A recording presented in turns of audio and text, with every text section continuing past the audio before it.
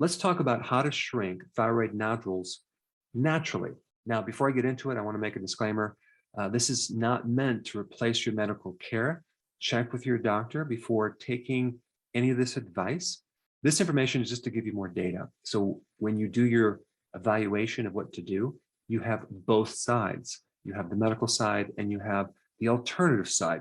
Unfortunately, a lot of the alternative advice is buried on Google and it's very difficult to find. So that being said, let's first talk about how to do a self-thyroid examination. Now, for this little exam, you're going to need a mirror and a glass of water.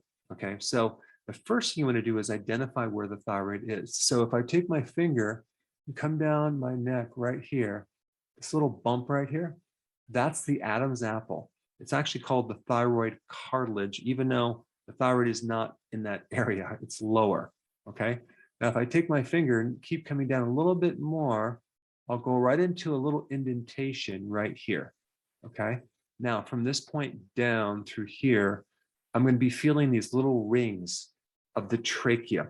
They're little pieces of cartilage, and you can feel them as little bumps right here. Now, if we go downward, we're going to feel two little bumps. Okay, that's two of the little rings. We're going to get to the thyroid.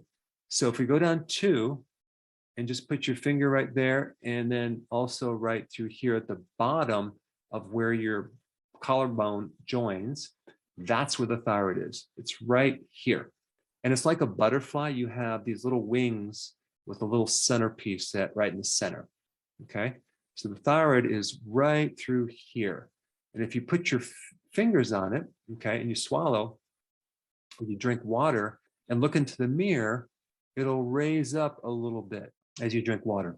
What you're looking for when you're swallowing is you're looking for a little bump or a little lump or a protrusion that sticks out. You're also feeling the symmetry between the left side and the right side, okay? If there's an enlargement on one side versus the other, that is abnormal. What you should feel is an equal amount on both sides. And you should not feel any lump, bump, or protrusion. If you do, you could have either a nodule or some type of an enlargement. Now, the first thing you need to know is that these nodules are very, very common, extremely common in young adults, in children, and 50% of people over the age of 40 have them, and they can come and go. And 95% of them are benign. So only a very small percent are cancer related. If you went to a doctor, they would probably do a blood test and an ultrasound test.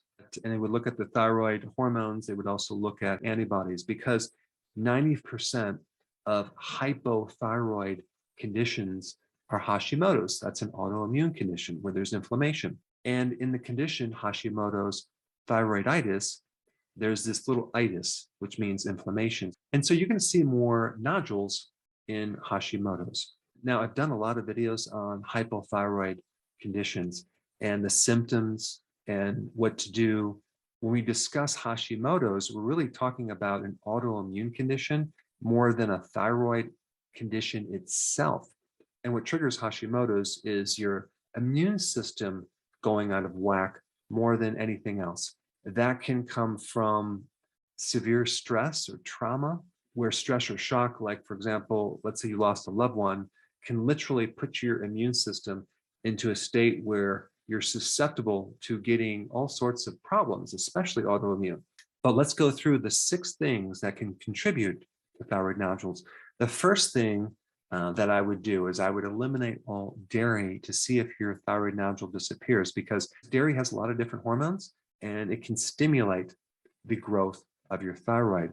I mean, if you think about milk in general, milk is created to grow animals, okay? Like in calves, like in sheep, babies, humans, and animals. So milk has a lot of different growth hormones.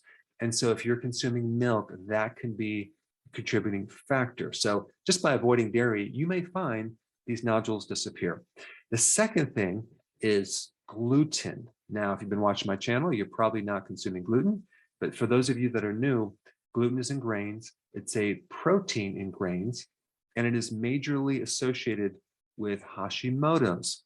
Without getting into the details, there's actually a similarity or a crossover with the genetics of gluten and your thyroid.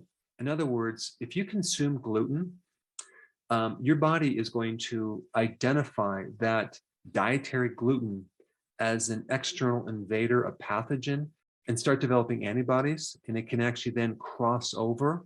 And now you have antibodies to not just attack gluten, but your own thyroid. But at this point, I don't want to get into too many details on that. I'll put that link down in the description. But you may find that these nodules completely disappear just by avoiding gluten. Now, I'm going to recommend going on the ketogenic diet because there's some additional data that insulin resistance, okay, which occurs when you consume a lot of carbs, predisposes you to developing nodules on the thyroid gland. And the combination of both keto and intermittent fasting can greatly help you in reducing these nodules, simply because of the anti-inflammatory effect.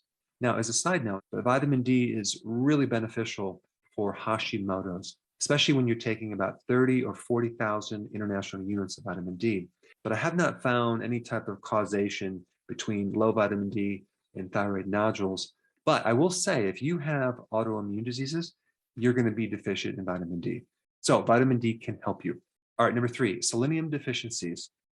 Low selenium is associated with thyroid nodules. So that's definitely a mineral that I would recommend taking. You can get selenium in Brazil nuts. Just one Brazil nut can give you a whole day requirement of selenium. Selenium is also in fish like tuna, sardines, salmon, and other types of fish. Selenium is actually really good to counter mercury in the fish as well. Selenium is also in organ meats, as well as in meats in general, and eggs.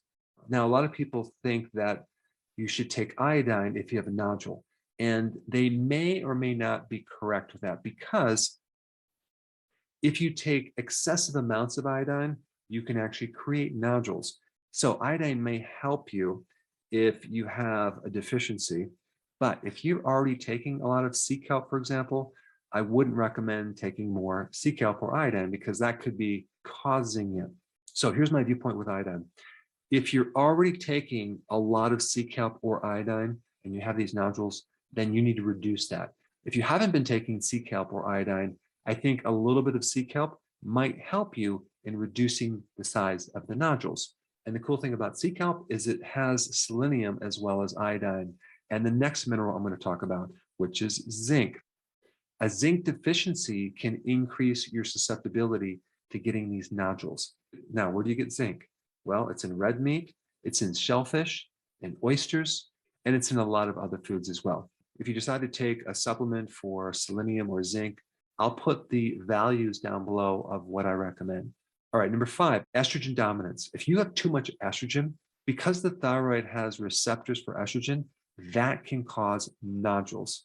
This is why women who are estrogen dominant many times will be more susceptible to getting these nodules, especially when they get pregnant or they're taking birth control pills or when they're taking some type of estrogen, as in hormone replacement therapy.